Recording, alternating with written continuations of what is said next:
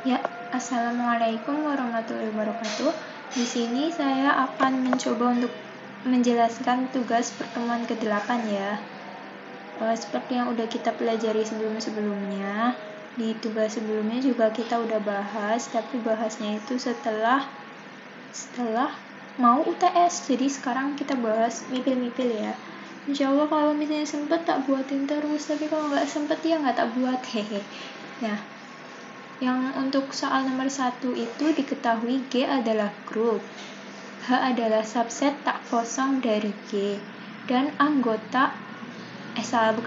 dan setiap XY yang merupakan anggota dari H berlaku XY inverse merupakan anggota dari H. Buktikan bahwa H merupakan subgroup dari G.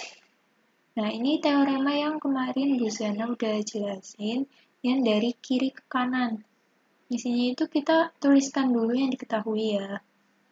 Lalu diambil sebarang XY yang merupakan anggota dari H seperti yang udah diketahui, karena ini yang akan dibuktikan itu setelah jika dan hanya jika.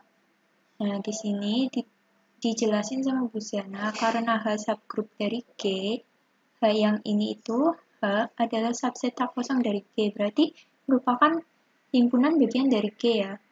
Maka H merupakan grup terhadap operasi yang sama dengan G. Nah, karena ini udah diketahui, H disebut subgroup dari G, gitu kan? Jadi di sini ditulis merupakan grup terhadap operasi yang sama dengan G. Karena H adalah grup, maka setiap elemen di H mempunyai inverse. Jelas kalau misalnya suatu grup itu pasti punya inverse, sesuai dengan aksioma yang udah dijelasin di pertemuan-pertemuan sebelumnya. Sehingga Y yang merupakan anggota dari H mempunyai inverse Y inverse-nya sendiri itu anggota dari H, gitu ya. Ini yang dari kiri ke kanan, karena yang dibuktikan itu jika dan hanya jika setelahnya untuk setiap anggota himpunan yang ada di sebelah kiri itu dibuktiin dari kiri ke kanan, gitu ya. Selanjutnya, karena H adalah grup, maka H bersifat tertutup terhadap operasi yang sama dengan G. Jelas karena grup itu harus memiliki sifat yang tertutup. Nah, karena ini hanya adalah grup, maka sifatnya itu tertutup juga terhadap operasi yang sama dengan G, gitu ya. Sehingga jelas bahwa keberlakuan ini itu terbukti ya. Ini yang dari kiri ke kanan. Nah, kita lanjut ke yang dari kanan ke kiri, yang dijadiin tugas sama Bu Zana. Nah, Bu Zana itu minta kita buat ngerjain lagi, tapi dari kanan ke kiri. Nah, sedangkan dari kiri ke kanan kita masih belum terlalu ngeh gimana sih cara nulisnya gitu kan ya. Di sini tak jelasin satu-satu. Nah, diketahui G adalah grup, H adalah subset tak kosong dari G, dan setiap XY anggota dari H berlaku XY inverse yang merupakan anggota dari H. Akan dibuktikan bahwa H merupakan subgroup dari G. Karena hal ini ya, H subgroup terhadap operasi yang sama dengan G. Kayak yang udah dijelasin tadi di sebelumnya, H itu subgroup terhadap operasi yang sama dengan G. Karena H adalah grup, maka setiap elemen di H punya inverse, sehingga Y yang anggotanya merupakan himpunan dari H, maka Y inverse-nya anggota dari himpunan H itu. Sama kayak tadi. Nah, karena hal tersebut juga kan G grup, maka berlaku hukum asosiatif. Yang kita tahu dari aksioma dari grup itu kan ada 4 poin ya. Tertutup, punya inverse, berlaku asosiatif, dan satunya itu memiliki elemen identitas. Nah, yang sudah dikasih tahu sama Bu Zana itu punya inverse dan sifatnya tertutup. Nah, sekarang kita dari kanan ke kiri, berarti kita cari hukum asosiatif dan juga identitasnya ya. Nih, identitas. Nah, karena hal ini G grup, maka berlaku hukum asosiatif di G. Karena H yang merupakan anggota dari G, maka hukum ini berlaku juga di H. Gitu. Hukum asosiatifnya itu berlaku juga di H ya. Kita ambil sebarang X yang merupakan anggota dari H. Kita tuliskan dulu teori yang pertama, yaitu X dan Y yang merupakan anggota dari H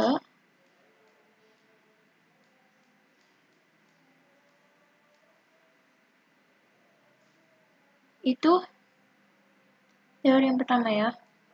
Yang kedua, X merupakan anggota dari H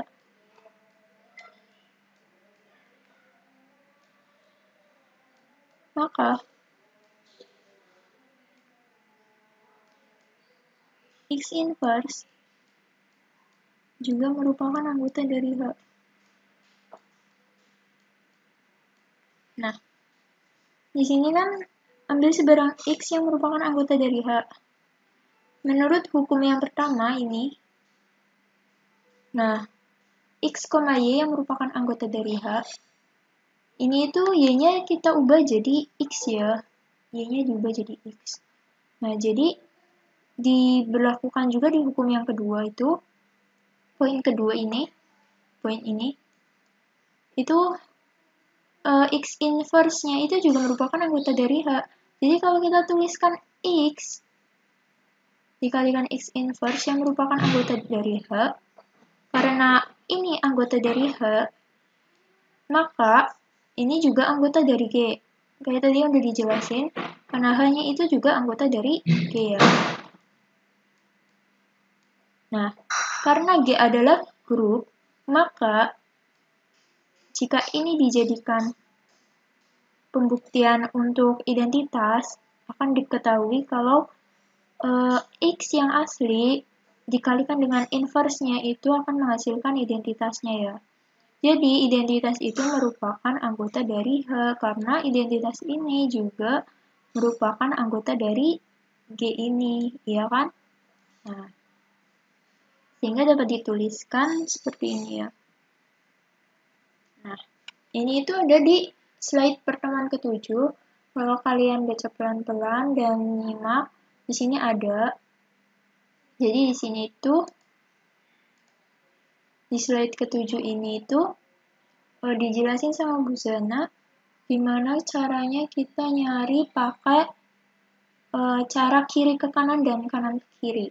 Nah, kalau dari kiri ke kanan tuh misal ambil sebarang A, B yang merupakan anggota dari grup dan persamaan A star X sama dengan B, maka penyelesaiannya solusinya akan seperti ini.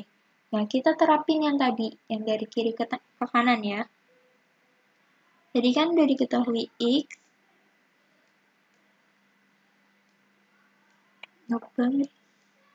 koma Y, yang merupakan anggota dari H,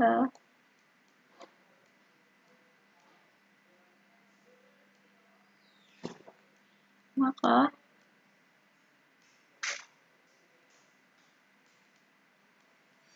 X, Y anggota dari G ya. Karena X yang tadi itu anggota dari H, maka juga anggota dari G. Nah, karena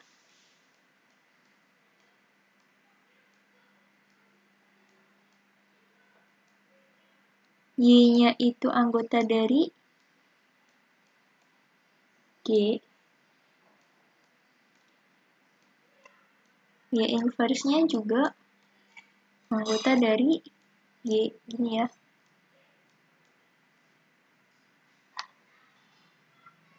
Nah, jadinya kita bisa operasikan seperti ini. Y inverse dikalikan dengan XY. Loh, kenapa XY? Karena XY ini merupakan anggota dari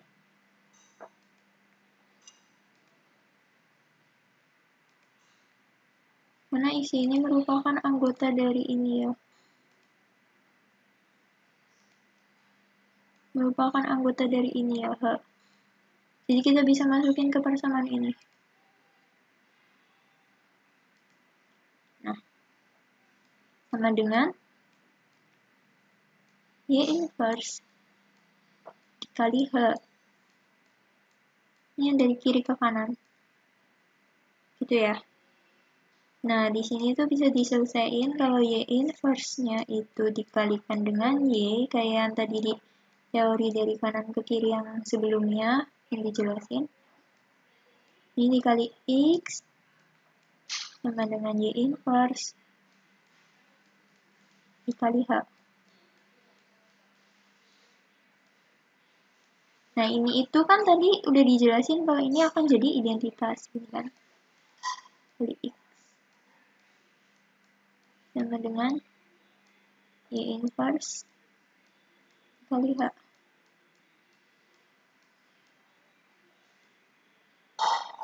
Ini lanjutan.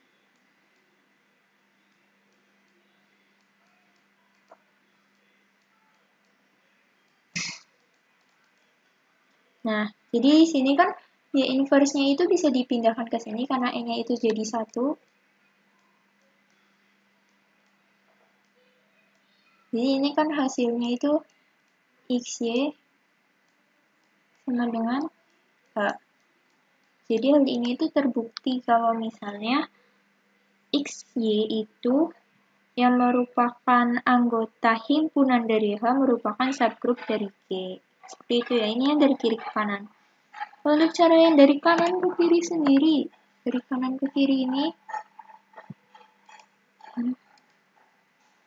dari kanan ke kiri, ini sama seperti tadi, tinggal kita tuliskan, diketahuinya juga sama ya. Untuk pengoperasiannya itu, kita tulis dulu XY-nya. Kalau tadi Y inverse-nya terlebih dahulu, ini XY-nya terlebih dahulu, kali Y inverse. Seperti itu ya. Jadinya tadi XY itu H, dikali Y inverse. Dan seterusnya. Ke bawahnya sama. Nanti bisa dicoba sendiri kalau yang dari kanan ke kiri tadi udah dijelasin juga. Di sini juga ada contohnya di pertemuan ke-7 ya. Nah, sekarang lanjut ke nomor 2. Nomor 2 itu himpunan berikut merupakan subgrup dari bilangan bulat di bawah operasi penjumlahan. Untuk poin ke A, ini himpunan bilangan genap. Untuk poin ke B itu bilangan ganjil. Nah, kita di sini bisa lihat nih di pertemuan ke-8 tuh untuk mencarinya itu kita bisa pakai pembuktian ini. Ada dua poin ya. Yang pertama, kita harus pastiin nih kalau misalnya himpunan 2Z dan himpunan 2Z plus 1 itu merupakan himpunan yang tidak kosong. Bukan himpunan yang kosong, salah ya. Pastiin kalau ini itu bukan himpunan yang kosong atau tidak kosongnya gitu. Jadi syarat dia merupakan subgrup yang pertama itu himpunan ini itu merupakan himpunan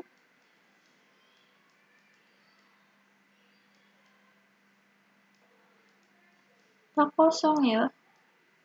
Syarat yang pertama itu merupakan himpunan tak kosong. Kenapa? Kalau misalnya himpunan kosong itu nggak bisa dioperasikan karena himpunan kosong itu bukanlah grup gitu. Untuk yang kedua, itu poin kedua adalah pengoperasian dengan ini ya, pengoperasian dengan operasi binernya. Jadi kayak tadi XY inverse itu merupakan anggota dari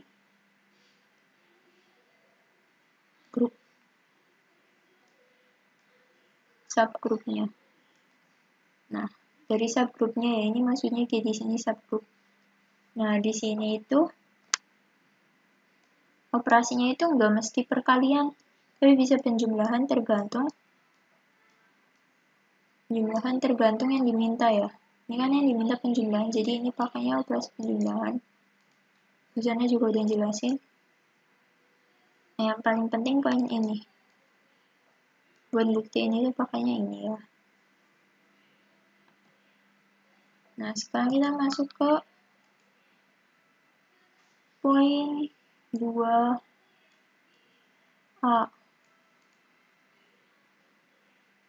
Ini tuh himpunan bilangan genap. Kalau yang udah dikasih video sama aku buat nyimak yang ada di YouTube, ini lebih mudah karena di situ udah dijelasin lengkap ya di situ. Cara-caranya tapi nggak dijelasin sama seperti Busana, jadi aku ngejelasin aja cara penyelesaian yang diminta Busana, yaitu yang poin pertama sama poin kedua.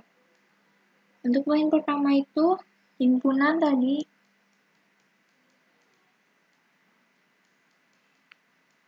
himpunan 2Z bukan merupakan himpunan kosong. Alasannya kenapa? Karena 2Z kita tuliskan dulu rumus dari bilangan genap ya. Jadi setiap himpunan itu pasti memiliki definisi. Nah, definisi dari bilangan genap sendiri itu apabila ada suatu himpunan bilangan bulat, bukan himpunan, bilangan bulat yang dikalikan dengan 2, di mana ini bilangan bulat ya, A-nya itu bilangan bulat, itu merupakan definisi dari himpunan bilangan bulat genap. Nah, jadinya di sini kita bisa buktiin kayak sebelumnya Busana buktiin pakai angka. Misal A-nya sama dengan 1. Nah, kita tinggal masukkan. Jadinya 2Z-nya sama dengan 2 kali 1, berarti 2 ya. Yang merupakan satunya itu merupakan bilangan bulat. Ini buat poin pertama kayak gini. Buat poin kedua, itu kita ambil sebarang. Ambil sebarang ya.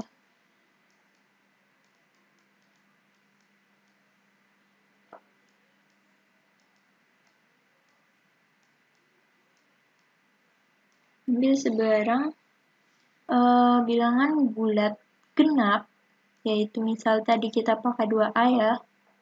2A, itu 2B. Tuh, terserah mau pakai A atau B, apa C, apa D ya. Yang merupakan anggota dari bilangan bulat genap dengan, jangan lupa ditulis kalau AB-nya itu bilangan bulat.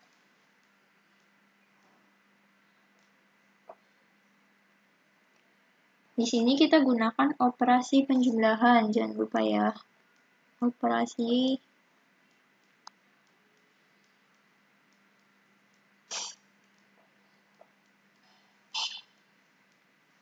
Nah, kita bisa jumlahkan langsung. Yuk, tadi itu 2A dijumlahkan dengan 2B. Tapi 2B-nya itu di inverse. Kayak tadi yang ada di rumus ya, sebelumnya. Sehingga hasilnya jadi 2A min 2B. Nah, di sini itu kita bisa kelompokin 2A min B. Merupakan anggota dari himpunan bilangan bulat genap. Nah, sini kita bisa analisis nih.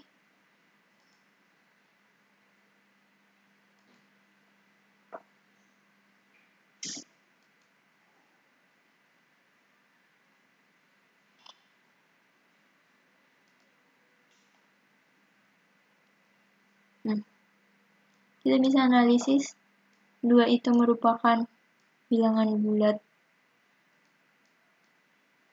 A juga berupa bilangan bulat, B juga bilangan bulat. Ya kan? A, B itu himpunan bilangan bulat. Perlu diketahui di sini.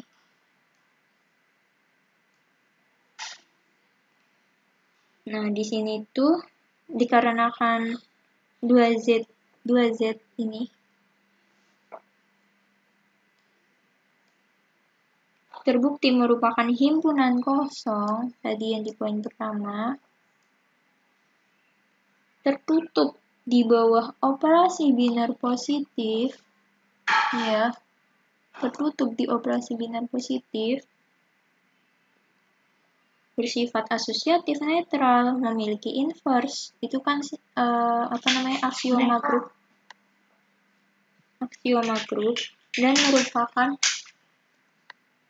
dan merupakan anggota dari bilangan bulat ya.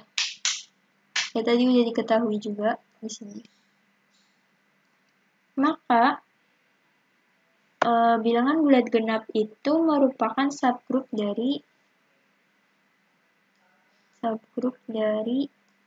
ini, bilangan bulat positif ya. Terbukti di situ.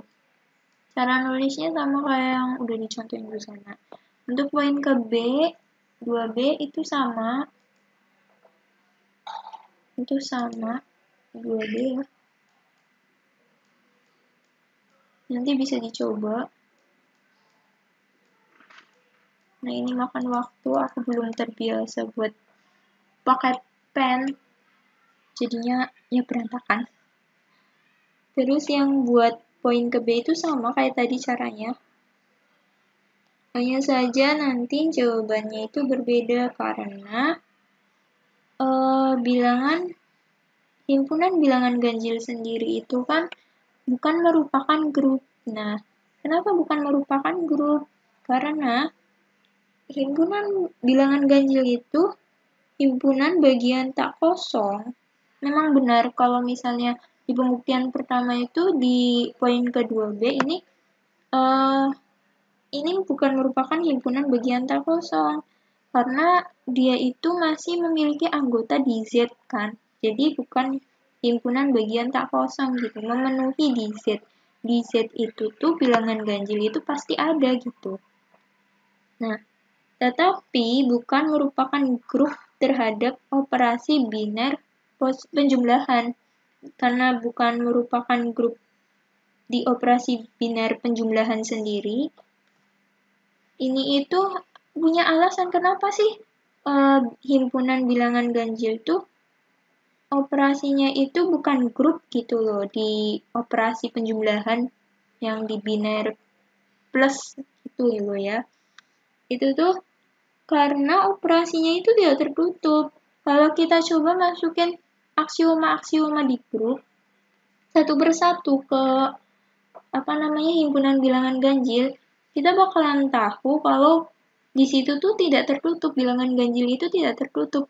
Contohnya aja 3 ditambah 3. Nah, 3 itu bilangan ganjil kan, tapi dioperasikan dengan bilangan ganjil yang lain, itu hasilnya jadi bilangan genap, bukan bilangan ganjil sendiri. Jadi, udah keluar dari konteks bilangan ganjil. Nah, di situ disebut tidak tertutup gitu. Jadi bilangan bulat ganjil sendiri itu, himpunan bilangan bulat ganjil sendiri itu bukan merupakan grup ya. Jadi untuk dibuktikan subgrup itu suatu himpunan yang tak kosong dari grup merupakan grup, maka itu disebut subgrup. Jadi kalau ada himpunan tak kosong dari suatu grup yang merupakan grup lagi, maka disebut subgrup. Kalau misalnya itu bukan grup lagi, kayak tadi misal suatu himpunan tak kosong dari grup bilangan bulat ya, tapi bukan merupakan grup di himpunan bilangan bulat ganjil itu sendiri. maka itu tidak bisa disebut dengan subgroup. Seperti itu ya. Untuk pembuktiannya sama kayak tadi. Di sini nanti juga di poin keduanya kalian bisa lihat kalau misalnya bilangan ganjil sendiri, himpunan bilangan ganjil sendiri dijumlahkan dengan inverse-nya, inverse yang lainnya itu hasilnya jadi bilangan genap. Dicoba aja ya. Oke, gitu aja karena ini udah terlalu lama dan panjang banget. Sekian dari saya, wabillahi taufiq wal hidayah. Wassalamualaikum warahmatullahi wabarakatuh. Terima kasih sudah mendengarkan terlalu banyak penjelasan dari saya. Semoga bisa dipahami. Kalau ada yang mau tanya, silahkan tanya aja di grup belajar bareng.